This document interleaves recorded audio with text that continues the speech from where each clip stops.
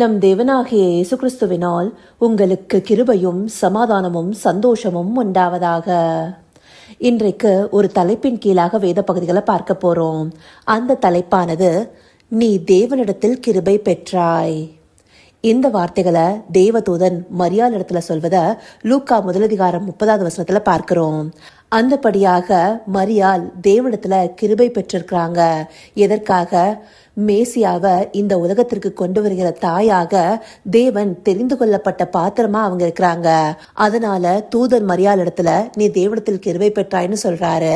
இந்த வாழ்த்துதல முதல் முறையாக 28 தேவதூதன் சொல்றாரு, கிருபை பெற்றவளே வாழ்க, கர்த்தர் உன்னுடனே இருக்கிறார், ஸ்திரீகளுக்குள்ளே நீ ஆசிர்வதிக்கப்பட்டவள் என்றான்.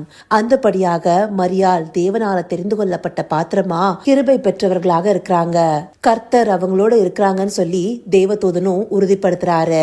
இந்தபடியாக தெரிந்து கொள்ளப்பட்ட பாத்திரம் எல்லாருக்குமே தேவன் கிருபை அளிக்கிறாரு. வேதாகம பரிசுத்தவான்கள் யாரை எடுத்துக்கொண்டுமே ஆனாலும் அவங்க தேவனிடத்துல கிருபை பெற்றவர்களாக இருப்பாங்க. பழைய ஏற்பாடு புஸ்தகங்கள்ல முதல் முறையாக கிருபைங்கிற வார்த்தை நோவாவுக்காக சொல்லப்பட்டிருக்கு இல்லையா? ஆதியாகமம் 6:8 எடுத்துக்கொண்டோமே ஆனால் நோவாவுக்கோ கர்த்தருடைய கண்களில் கிருபை கிடைத்தது. அந்தபடியாக நோவா கர்த்தரிடத்திலிருந்து கிருபை பெற்றவராக நீதியை பிரசங்கிக்க தெரிந்து கொள்ளப்பட்ட பாத்திரமாக இருக்கிறாரு. அப்படியாகவே இந்த பூமியானது நியாய தீர்ப்பை சந்திக்க போகுதுங்கிறத அவர் அநேகருக்கு சொல்லியிருக்கிறாரு.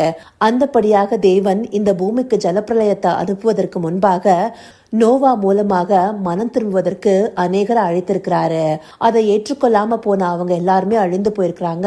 நோவாவும் அவருடைய குடும்பத்தினரும் பேழைக்குள்ளார காக்கப்பட்டிருக்காங்க.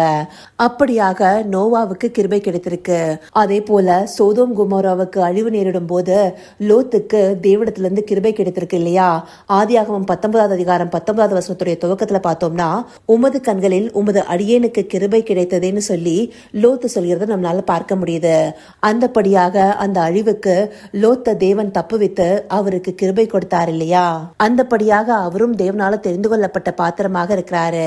அது மாத்திரம் இல்ல, யாத்ராகமம் 33:12 மோசேவும் கர்த்தரை நோக்கி என்ன சொல்றாரு? அந்த வசனத்துடைய நிறைவு பகுதியை பார்க்கும்போது, என் கண்களில் உனக்கு கிருபை கிடைத்தது என்றும் தேவரீர் சொன்னதுண்டே. அப்படியாக தேவன் மோசேவுக்கு கிருபையை கொடுத்திருக்கிறாரு. அவரை தெரிந்து கொள்ளப்பட்ட பாத்திரமாக எடுத்து அடிமைத்தனத்தில் இருந்த இஸ்ரவேல் ஜனங்கள் எல்லாவரையும் மீட்டு வருகிற தலைவனாக தீர்க்கதரிசியாக நியமித்திருக்கிறாரு.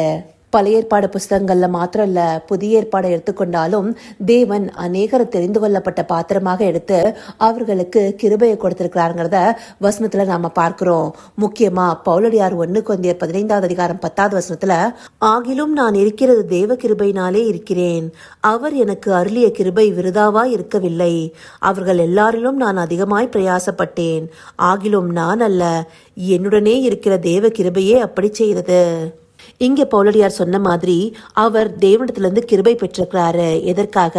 தேவனுடைய சபையை துன்பப்படுத்தின அவர் அப்போஸ்தலன் ஆகிறதுக்கு தகுதி இல்லாத போதும் அவருக்கு இந்த கிருபைய தேவன் கொடுத்திருக்கிறாரு. அப்படியாக எந்த தகுதியும் இல்லாத போதும் தெரிந்து கொள்ளப்பட்ட அப்போஸ்தலனாக சுவிசேஷ செய்திய யூதர்களுக்கும் புறஜாதிகளுக்கும் ராஜாக்களுக்கும் பிரசங்கிக்க தேவனால தெரிந்து கொள்ளப்பட்டவராக அவர் இருக்கிறாரு.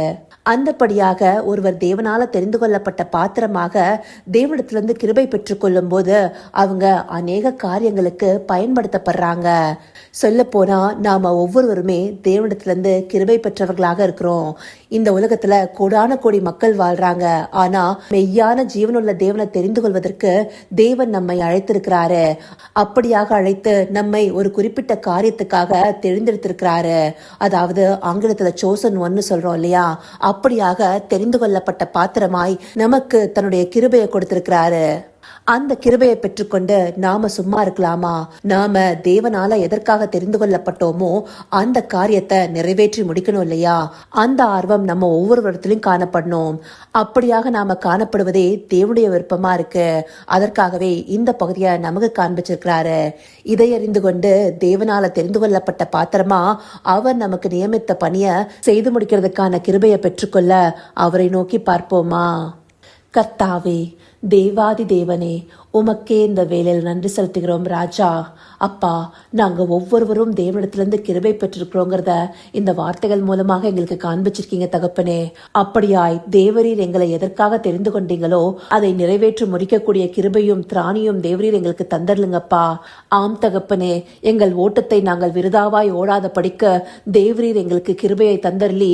நீங்க எங்களை எதற்காக தெரிந்து கொண்டீங்களோ அதை அறிந்து கொள்ளும் ஞானத்தை பெற்றுக்கொண்டு அதை நிறைவேற்றி முடிக்கிற கிருபையை எங்களுக்கு தந்தரலுங்க ராஜா.